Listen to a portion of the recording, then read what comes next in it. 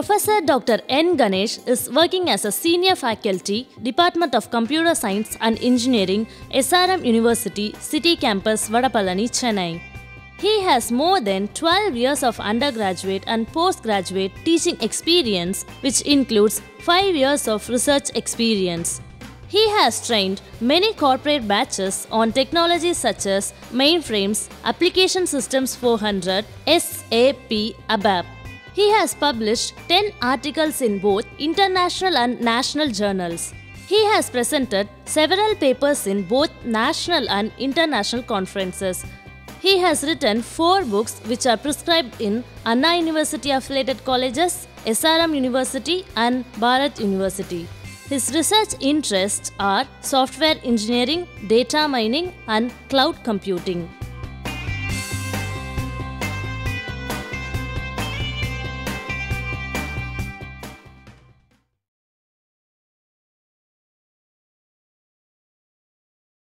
Welcome to UGC lecture series in computer science.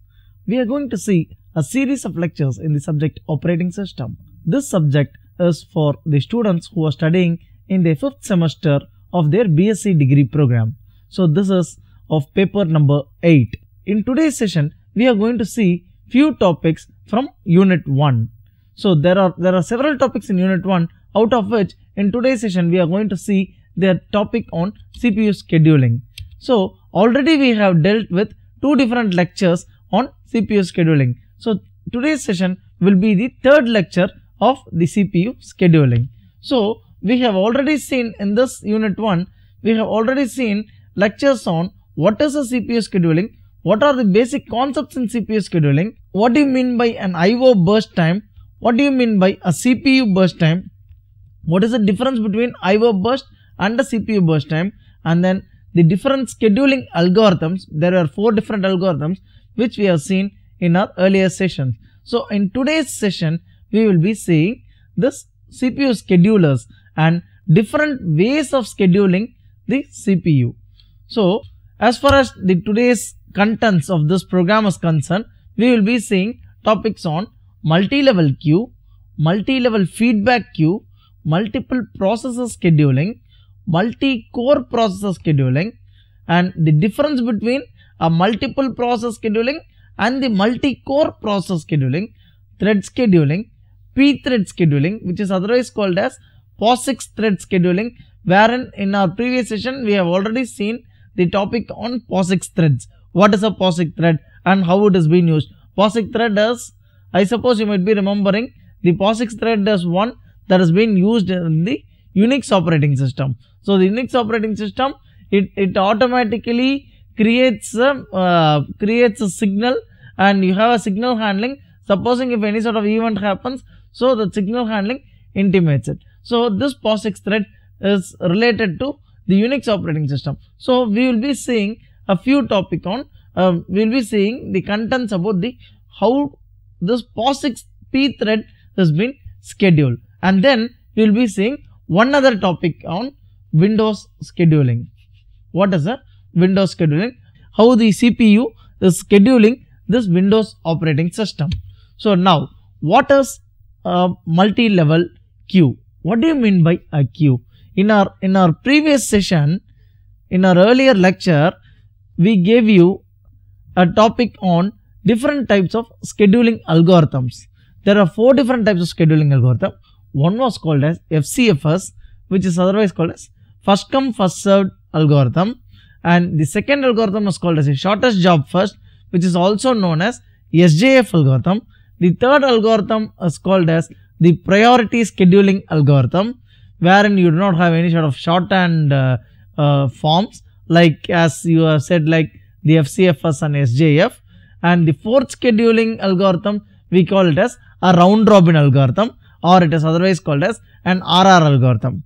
Now, what was the FCFS algorithm state?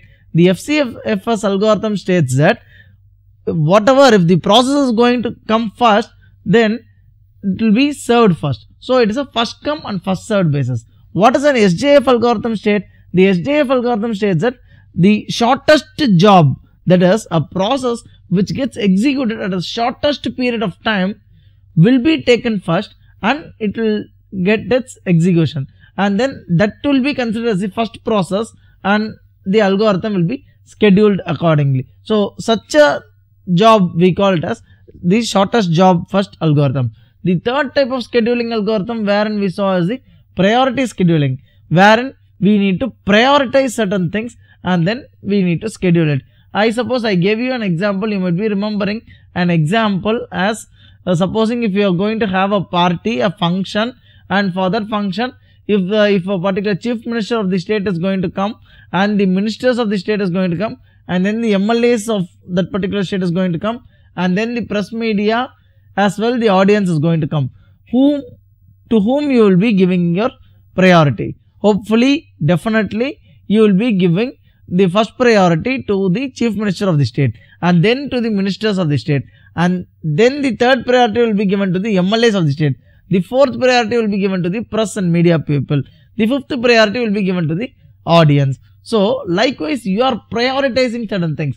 So, based on the priority of the execution of the process, this priority scheduling has been done. So, this was seen earlier, and then in the earlier session. And then about the next algorithm was about the round robin algorithm.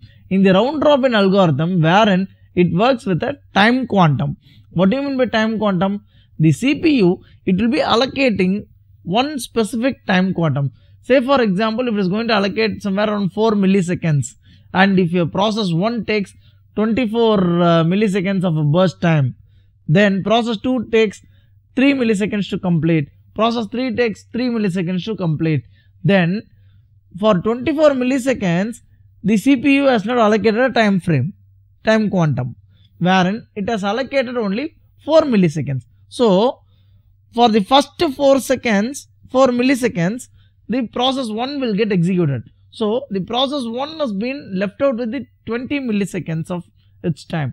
So, the process 2 then, which is there in the queue, will make its execution. So, it will complete its execution in 3 milliseconds of time, wherein 1 millisecond has been left out free from the time quantum. And process 3 also executes in the same fashion of 3 milliseconds, wherein 1 millisecond has been left out.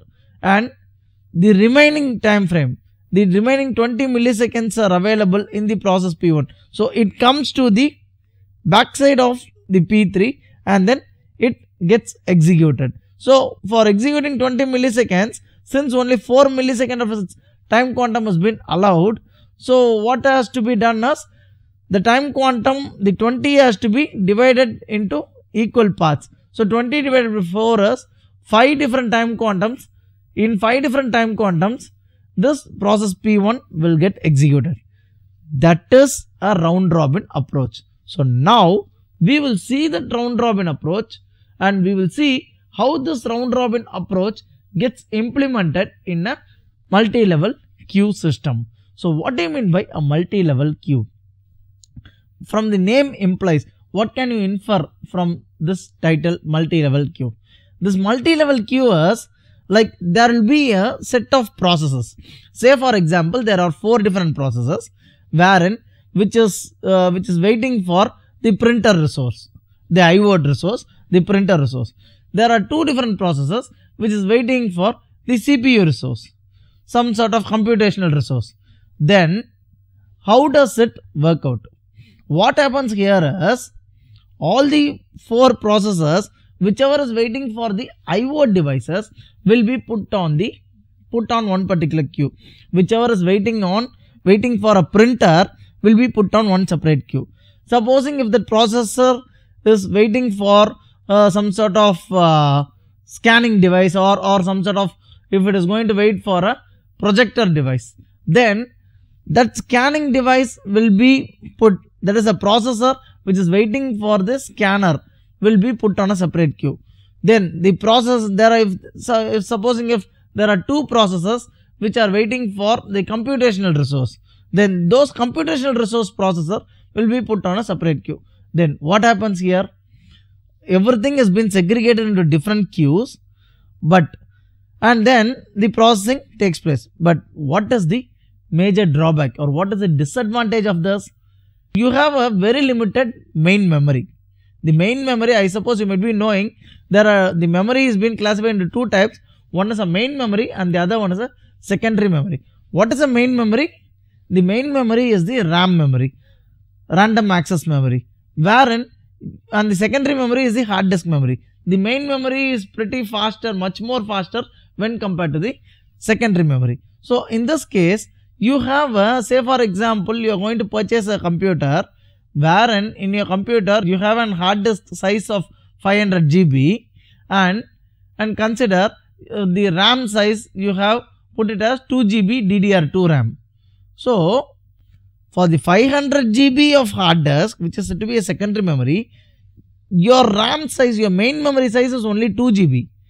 Wherein when you are going to schedule, when you are going to line up all these processes in a queue for based on the different devices or based on different levels of getting the inputs, then when all these processes occupy all the 2 GB of the RAM space, then there will not be any space for computation. That is a drawback. Our main memory usage itself is to make maximum computations possible, to make the execution to get completed in a faster place. But when you are going to queue it in such a way, then definitely we will not be in a position to execute it at a faster pace. So that is a major drawback in using a multi-level queue. But what is an advantage of it? You are able to segregate all these portions of the processor, whether it is going to go for an execution, whether it is going to go for a printer, whether it is going to go for a console unit. What is a console? A console is any output device, you call it as a console. To whether it is going to go for a monitor, whether it is going to be used for the computational purposes. So you are in a position to segregate the contents, but you are not in a position to but the speed or the efficiency level decreases in this multi-level queue. So this multi-level queue is of two, it has been partitioned into separate queues. One is called the foreground queue, other one is called the background queue. The foreground queue is said to be an interactive queue, background queue is said to be the batch queue. I suppose we have given certain valid discussions on this foreground queue and the background queue in our earlier session. A foreground queue is one which is interactive, means which is something like an online. I gave you an example with respect to an ATM counter, wherein if you want to withdraw some money, withdraw somewhere around 10,000 rupees, you type in the input as 10,000, and the server will be checking whether there is sufficient balance in your account. Supposing if there is a balance, it will be giving you the money of 10,000. And supposing if I gave you this example with respect to a rumor that has been spread in the banks, supposing if the bank says that if you are going to get a rumor stating that particular bank is going to get closed by midnight, by tonight. So what happens here is, if that is the case, n number of people will be using that particular CPU, particular server. So what happens in this case? All the servers, when more than the stipulated number of resources being used, when more than the stipulated number of processors are being called, then definitely the server becomes slow. So when you are going to arrange all these people in the queues, then definitely there will be a slag. So that is called as a foreground multi-level queue or an interactive queue. For the batch queue, I gave you an example with respect to the printer system. After banking hours, all the schedules will be printed out. That is a batch queue. And this foreground queue uses an algorithm called as a round robin approach. And this background queue uses an approach called the FCFS approach. And this multi-level queue scheduling is being done with two different types of scheduling. One is called as a fixed priority scheduling, other one is about time slice. In the case of a fixed priority scheduling, it results in the possibility of starvation. What do you mean by starvation? Starvation is, supposing if it is going to serve all from the foreground, then from the background. Supposing if all the front end screens alone is being served, you type in as 10,000 rupees. And at times you would have noticed in the ATM counters that you will be waiting in the ATM counter for a pretty longer period in order to get the money from the ATM machine. It is because you have been put on a queue. At the same instance of time, someone else from a different branch of the ATM counter will be using this withdrawal section, and so for each and every one, this server has to respond to their request, and that is the reason you may be put on a queue. So that is called as a fixed priority scheduling. For the server, all are said to be customers, so each and every one will be put on a fixed scheduling. Next is time slice. Time slice is about 80% and 20% of time, and we will see more of this time slice after the break.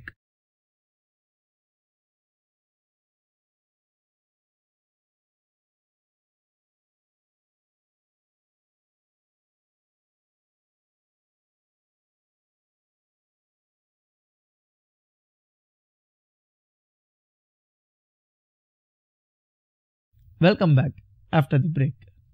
Now, before the break, we were seeing about the multi-level queues, about the scheduling issues. We were seeing about the fixed priority scheduling and about the time slice.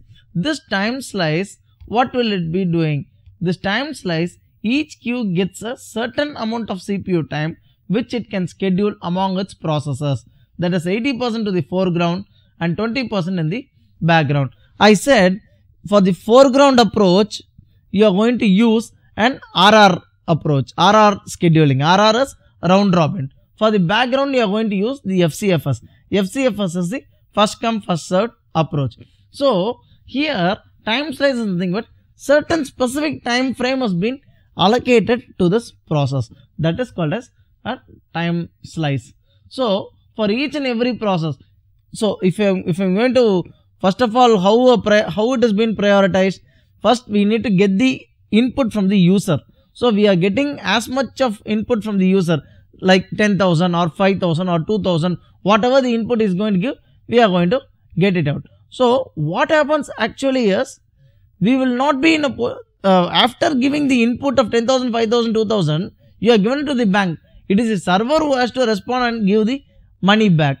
So for giving the money back, it can take a specific amount of time. But for taking the input from the customer, it has to be in a hurry. Then only it can take as much of input, and then it is your fate that you need to wait in the system in order to get the money from the ATM machine. So that is a multi-level queue.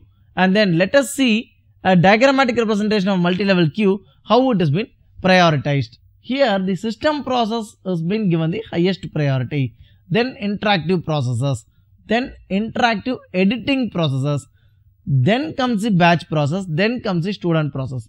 What do you mean by system process? A system process is one which has been done with the kernel itself.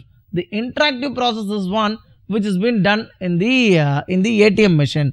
The interactive editing process is one which has been done in the ATM machine. Supposing we are going to type in 10,000 and it will be asking you whether it is correct or wrong. When you say it is incorrect or wrong, you will be prompted again with the input. That is called interactive editing process.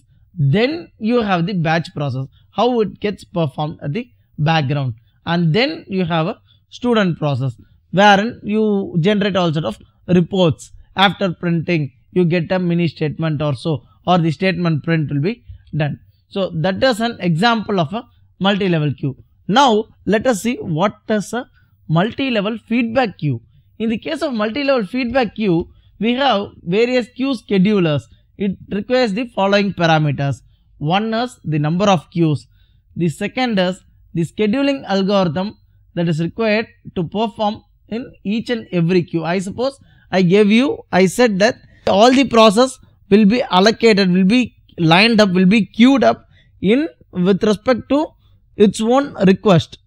That is, if a processor is going to request for an IO device, it will be lined up in a separate queue. If the processor is going to request for a computation, it will be lined up in a separate queue. If the processor is going to request for any other console device, it will be lined up in a separate queue. So this has been lined up. Now the multi-level feedback queue has to schedule an algorithm for each and every lineup. For each and every separate lines of queue, it has to schedule an algorithm. The next point over here is the method used to determine when to upgrade a process and the method used to determine when to demote a process. What do you mean by demote? First you are going to upgrade, then you are going to demote, you are going to withdraw the process. Then the method used to determine which queue a process will enter when that process needs a service. So these are the parameters that are required for a multi-level feedback queue. Then let us consider an example for a multi-level feedback queue. So let us consider there are 2 or 3 number of queues. So the example is here over here. Let us consider there are 3 different queues. One is Q0, other one is Q1, the other one is Q2. Wherein this Q0 uses a round robin approach with time quantum of 8 milliseconds.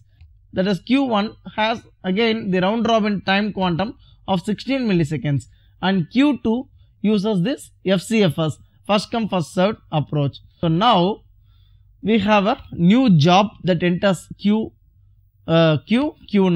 which is served with FCFS. So when it gains the CPU, the job receives 8 milliseconds. So if it does not finish in 8 milliseconds, what does this 8 milliseconds denote? Here in this queue, the quantum time was 8 milliseconds. The time allocated by the CPU is only 8 milliseconds. Whereas in Q1, the time allocated is 16 milliseconds. So here, if it is not able to complete in 8 milliseconds, this particular process will be moved back to that Q1 after all the other processes gets completed. That is called as a quantum time. So this will get, if it is not able to get completed, it will move after all the other processes. So that is called a quantum time. Then at Q1, this job is again served with FCFS and receives 16 additional milliseconds. In this problem, here Q0 has only 8 quantum milliseconds, wherein Q1 has 16 quantum milliseconds. So even if it is not able to complete, if the process is not able to complete it with 16 milliseconds, then it has to go to the queue again. Say for example, you have 25 milliseconds. You say that it will take 25 milliseconds to complete a particular process. But I have been allocated only 16 milliseconds. Then what will I do? Will I be coming out of the process? No, definitely not. I will come backside of the all other waiting processes, and then I will be standing at the back. Then I will see to that I am able to fulfill the remaining set of resources. So I am able to complete the remaining set of processes. So likewise this works, and this is called as a multi-level feedback queue. So we will see this example on a diagrammatic basis. So it has been given here. So say for example, this Q0 has been allocated a time frame of 8. Then if it is not able to complete, it comes over here wherein this Q1 which has been allocated a time frame of 16. If it gets completed, then it automatically goes out of the loop. Even here, if it gets completed, it automatically goes out of the loop. If it is not able to get completed, then it goes to this FCFS. FCFS is the first come first served algorithm, which we have seen in our previous sessions about the Gantt chart, and then how to find the average time using an FCFS approach. So based on that, this FCFS approach will be working. So this is what a multi-level feedback queue example is. Then let us see the next topic as multiple processes scheduling. What do you mean by multiple process scheduling? And our next topic will be as multi-core process scheduling. Now, what do you mean by multiple processor and multi-core processor? A multiple processor is, from the name implies, 2 or more processes are available.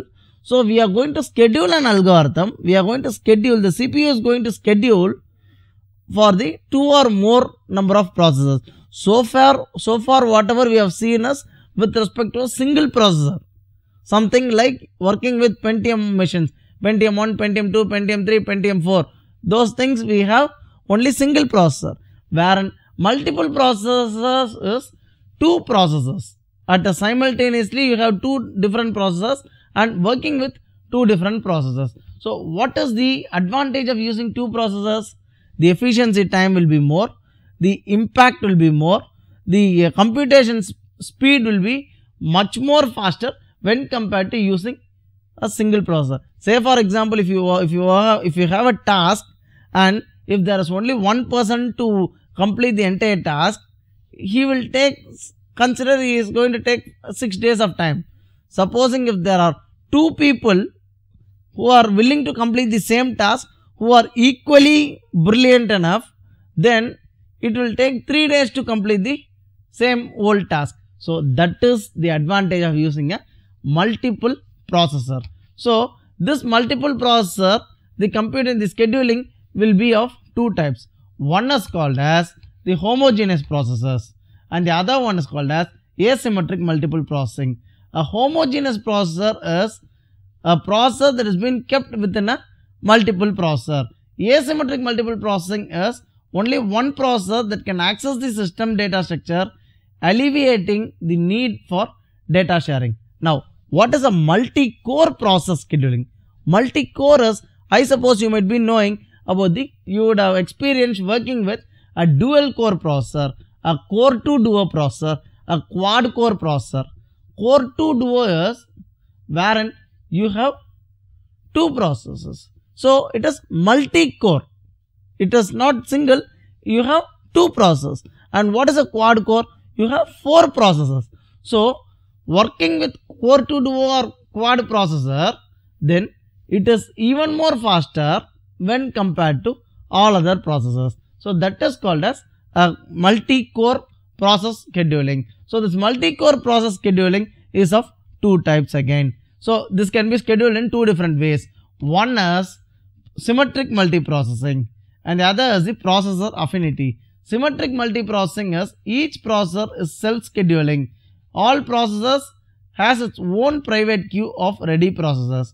And processor affinity is, it's of two types. One is soft affinity and other is the hard affinity. What is a soft affinity? Soft affinity is nothing but like it is supposing the processor is computing and supposing if you are going to interrupt the process, it will get interrupted one and only after saving the contents in the PCB. PCB we have seen in our earlier sessions, process control block. Hard affinity is supposing if an interrupt comes in and forcibly pulling the process thread and closing it is called the hard affinity. So like without saving the contents.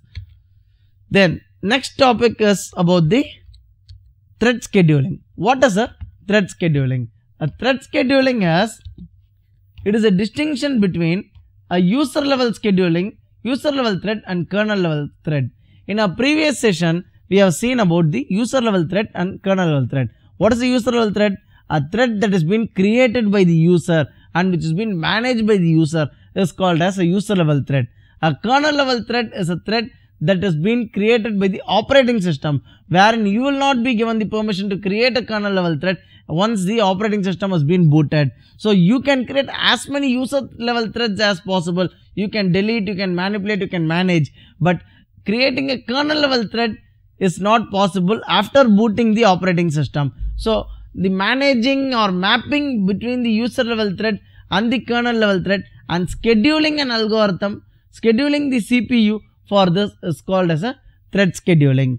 Then this thread scheduling is also known as process contention scope, since the scheduling computation is within the process and it is typically done via priority.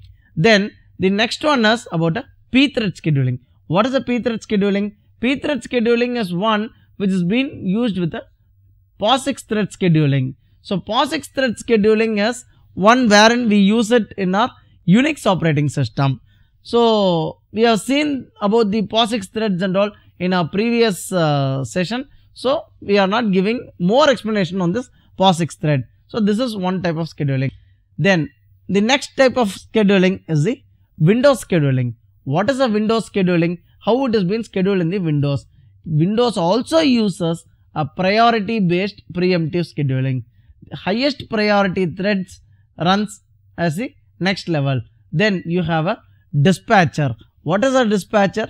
I gave you an example with respect to a post office wherein you have 2 or more number of letters have been coming in, and how the postman segregates and how it has been dispatched to the end user. Likewise, here this dispatcher works in. So you can compare this example with respect to the example that we have seen in our earlier session.